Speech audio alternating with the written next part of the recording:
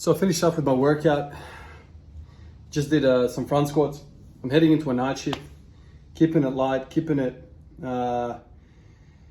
just recoverable because I won't be sleeping much tonight at all, obviously during a night shift. I'm just about to pack up and then I get the delivery of the road bands that I ordered a month ago. So I get the box and I'm like, all right, I'll just get them out and just try them out. And then this led down a 1 hour long experimentation. How do you set them up? Google this, YouTube this. You know, I got a whole bunch of different bands. I think the gray one is the heaviest, if I can recall from now. Anyway, I got the blue band. The blue band, I think, is rated around 50 pounds. So I put the blue one over the top. I thought it was a little bit strange.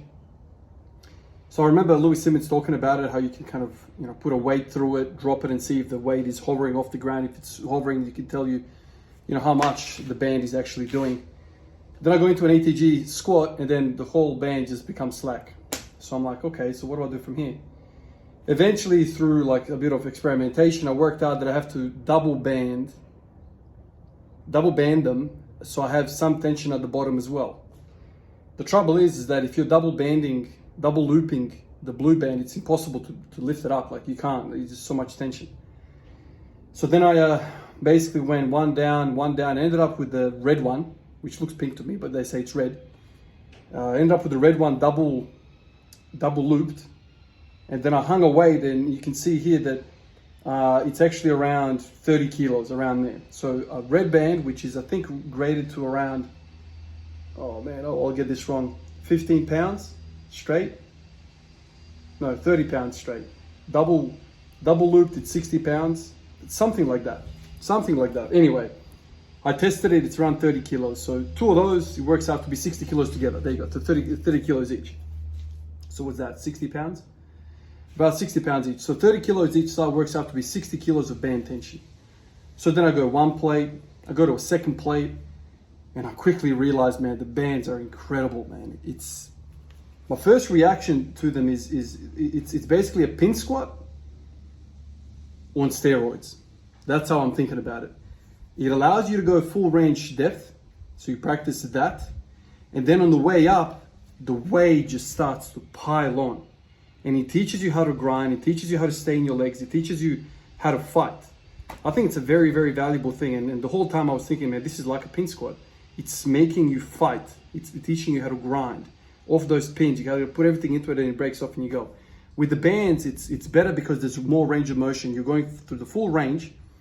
And then as you're coming up, exactly where I struggle, it starts to pile on. But it doesn't just, you know, drop the clutch on you from 10,000 RPM, it just starts to ease the pressure on you. So it doesn't frighten you, and it teaches you to stay patient and keep pushing. I'm really liking them. I really, really like how they felt.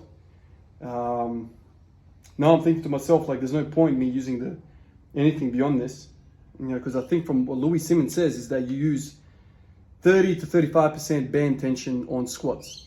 I think it's also on bands as well, if I'm not mistaken. You know, so using 40 to 50% straight weight and then 30% band tension, and that's where you want to be. Anyway, I've got a lot to learn, I've got a lot to experiment with, but this is feeling fantastic. It's making me think, should I completely remove the pin squats from the mix, because I feel like these are basically doing the same thing. And it allows me to go through the full range of motion and then come up and then learn how to fight as you know, you get into that universal sticking point. I really like that. I don't really know what I can do in terms of, you know, 1 rep max with it. Obviously, I'm not going to be attempting that anytime soon. But I know basically on any day, I can hit 180 ATG. So as you come out of the hole, obviously, I don't know. I think there's no way you'll be able to do 280 combined weight. Like, I think the pin squats are always going to allow you to do more weight. Unless you do more band tension, then I don't know. something like that. I don't know. I think I'm going to start off with 30% band tension and go from there. But it's really making me think on bench as well. You could do the same thing on bench. You would target the triceps. You know, you're pushing, and so it's basically forcing you to learn how to fight in the second portion of any movement. Now the other thing is reverse bands. So I don't know if the reverse bands are the same thing or not, but reverse bands will be easier to calibrate how much you're actually getting at what position, right? Because you can just hang the weight off those bands, pile on weight, and see how low the bar gets. And you know exactly how low you are when it comes to ATG. So you'll be able to see at any point what the bar is actually removing from the weight.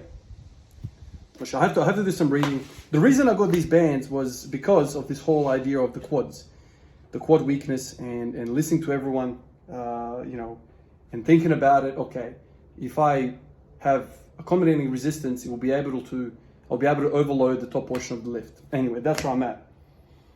So I spent basically 2.5 hours out here because of this.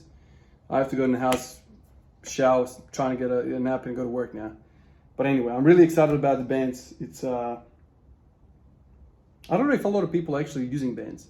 I know it's a West Side thing or whatever, and he broke the West Side, you know, inner circle, and it's kind of gone global. But I don't know if bands are popular anymore. I don't know. I think it can be of use to me because of what I'm trying to do with my quads, if that hypothesis is actually right. Anyway, guys, I'll catch you in the next one. Peace out.